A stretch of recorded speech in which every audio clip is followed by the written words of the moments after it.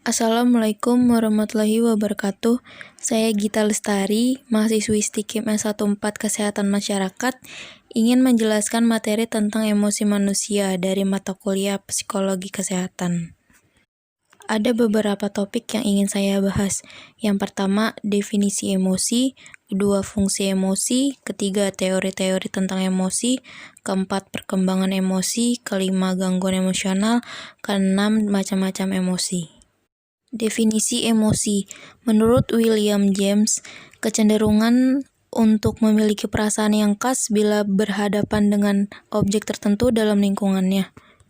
Menurut Crow and Crow 1962, suatu keadaan yang bergejolak pada diri individu yang berfungsi sebagai inner adjustment atau penyesuaian diri dari dalam terhadap lingkungan untuk mencapai kesejahteraan dan keselamatan individu.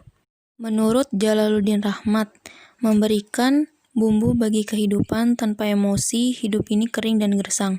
Bisa membuat frustasi, juga bisa menjadi modal untuk meraih kebahagiaan dan keberhasilan hidup. Tergantung emosi mana yang kita pilih dalam reaksi kita terhadap orang lain, kejadian, situasi sekitar kita.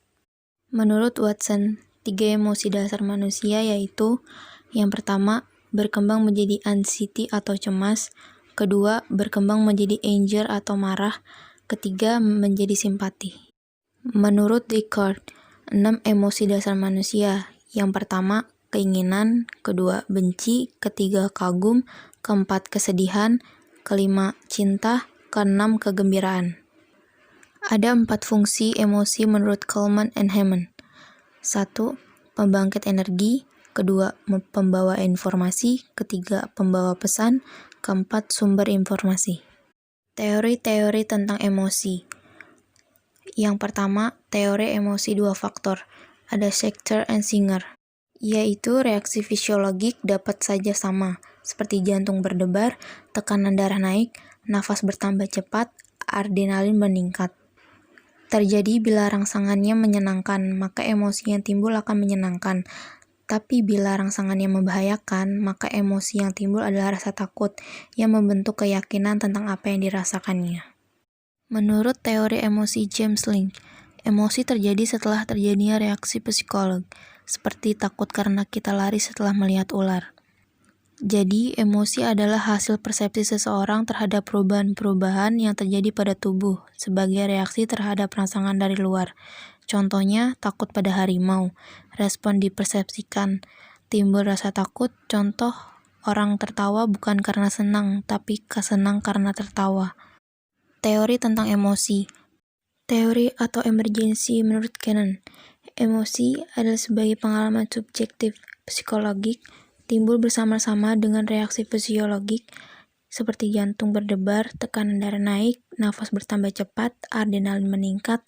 Jadi, reaksi yang diberikan oleh organisme dalam situasi darurat. Perkembangan emosi.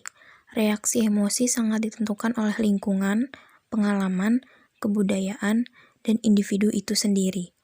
Respon emosional anak kecil lebih sederhana dibandingkan dengan orang dewasa. Berkembang ke tingkat yang paling rumit.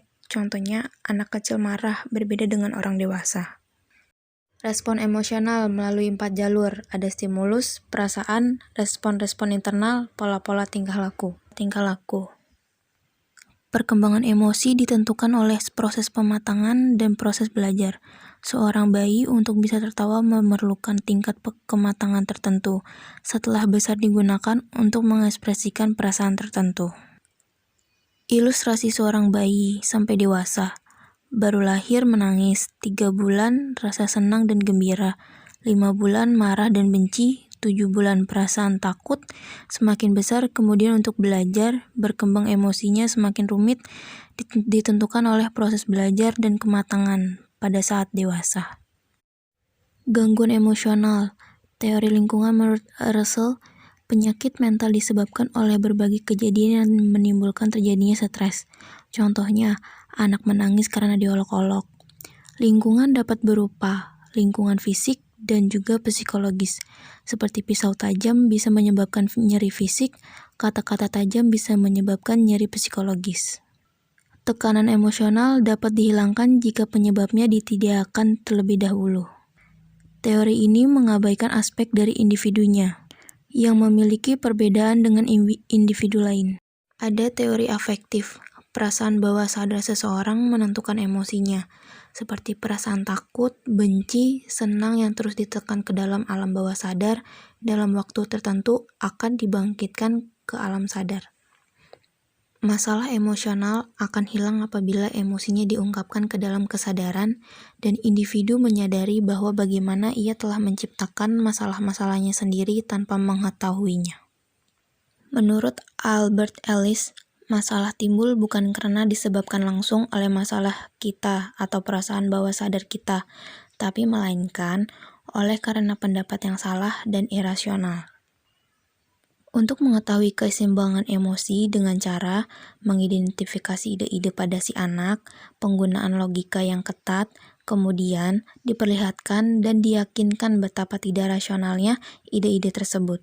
Kemudian si anak didorong untuk berperilaku berlainan menurut sudut pandang yang baru tersebut.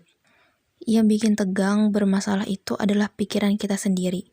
Perbaikan emosi meliputi 3 langkah. Memperlihatkan kepada si anak anggapan-anggapan yang salah, menunjukkan lewat nalar, dinasehati dengan sikap yang bekerja sama. Macam-macam emosi. 1. Takut.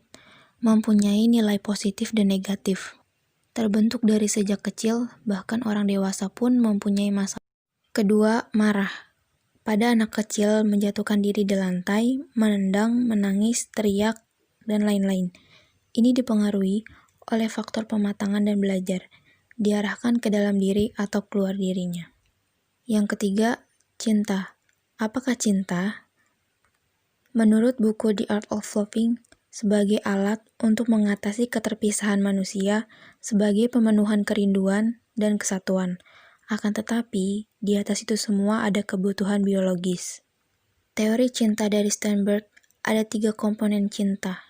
Yang pertama, ada intimacy, atau elemen emosi, saling terbuka, hubungan yang hangat, percaya. Yang kedua, passion, atau elemen motivasi, didasari dorongan dari dalam, mengubah rangsang fisiologis keinginan seksual.